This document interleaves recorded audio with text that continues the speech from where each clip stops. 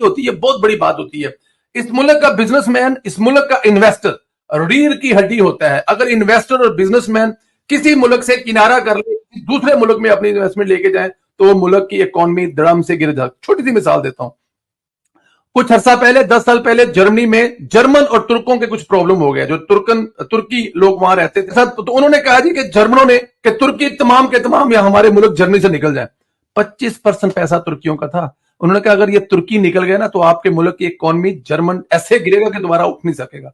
तो इसलिए जो इन्वेस्टर होता है, जो बिजनेसमैन होता है, उसकी बड़ी अहमियत होती है। ये तहमीद बांधने की जो मुझे जरूरत इसलिए पेश आई, ये एक बहुत संगीन मसला, जैसे मैं कह चुका हूं कि पाकिस्तान में सरमाया क्यों नहीं होता, पाकिस्तान तरक्की क्यों नहीं करता, सरमायाकारी क्यों नहीं आती, बाहर से लोग पैसे पाकिस्तान में क्यों नहीं लगाते। भारत में एप्पल आ गया, अमेज़न आ गया, हमसे कहीं आगे निकल गया, हम पीछे क्यों हैं? आज मैं आपको वजह बताता हूं हम क्यों पीछे हैं। क्योंकि हम यहां ना गैर मुल्की ना ही लोकल सरमायाकारों को तहफ़्फ़ुज़ देते हैं, बल्कि उनको माफियाज के हवाले कर देते हैं। मैं भी आपको एक वीडियो भी दिखाऊंगा, उस वीडियो में आप देख सकते हैं जिस जुल्म और ज्यादती के बारे में आपको मैं बताने लगा हूं। साथ में मैं वीडियो प्ले करूंगा। ये फैसल मूवर एक पाकिस्तान की बेहतरीन ट्रांसपोर्ट कंपनी है। फैसल मूवर्स के ड्राइवर पर लाहौर बाबू साहब पर ठेकेदार ने कातलाना हमजा महज इसलिए कराया कि वो भत्ता नहीं देते।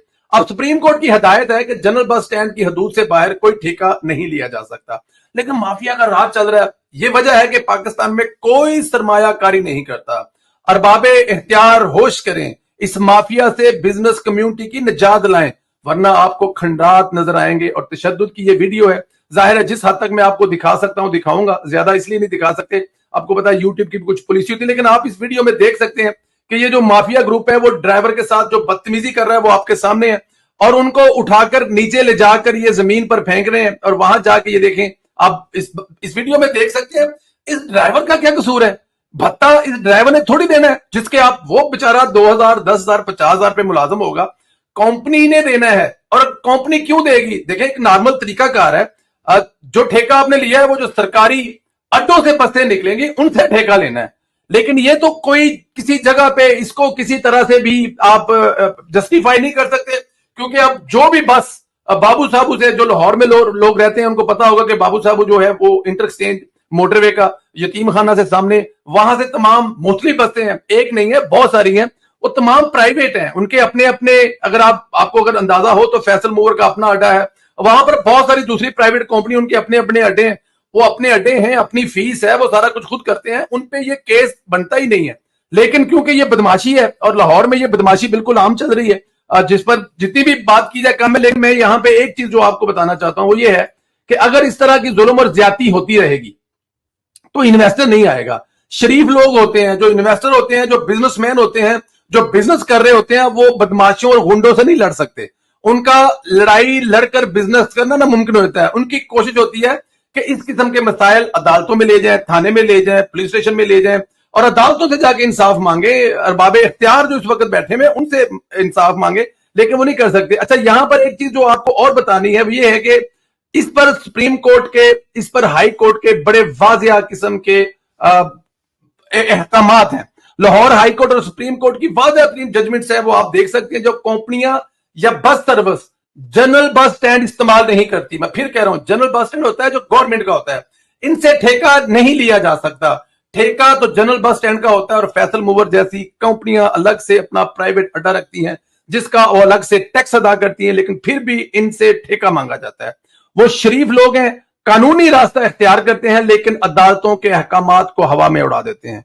ठेकेदारों की तरफ से सुप्रीम कोर्ट और हाई कोर्ट के ऑर्डर की खुल्लम खुला खिलाफवर्जी हो रही है। ये तौहीन अदालत है, रही सही कसर हमारी पुलिस निकाल रही है। ताहाल ड्राइवर पर कातलाना हमले का मुकदमा अभी तक दर्ज नहीं हुआ।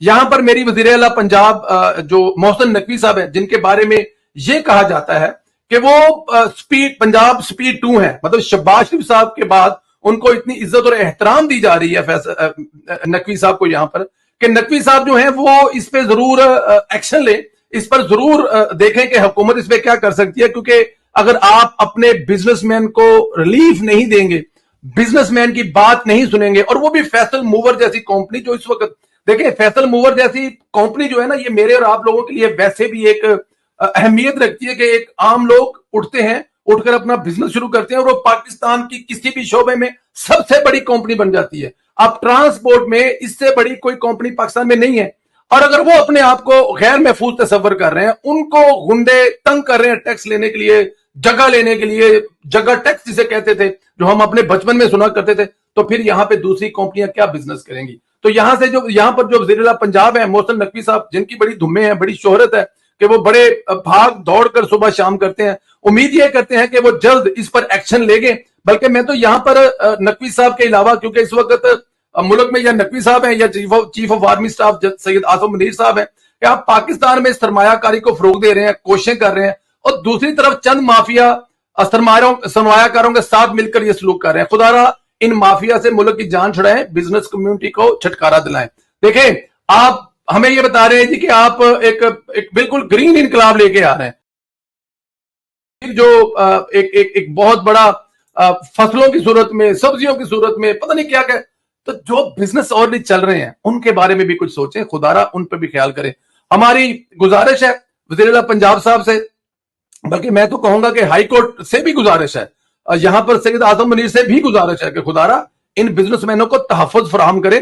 اگر یہ اپنا سرمایہ اٹھا کر دبئی, ابوظہبی, امریکہ یا کسی اور ملک میں لے گئے تو ہمارے ملک کا پہلے ہی بیڑا غرق ہے.